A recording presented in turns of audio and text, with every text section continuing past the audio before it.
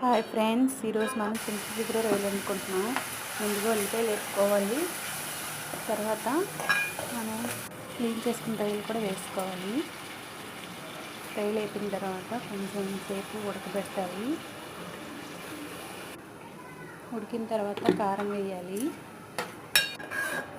కారం వేసుకున్న తర్వాత కొంచెంసేపటికి చింత చిగురు కూడా వేసుకోవాలి.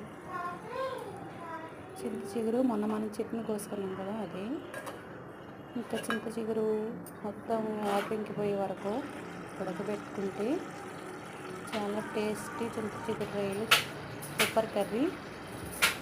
నాకు చాలా ఇష్టం, my favourite curry.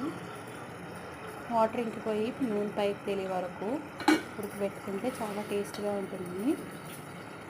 Thank you friends. Subscribe చేయండి ఫ్రెండ్స్.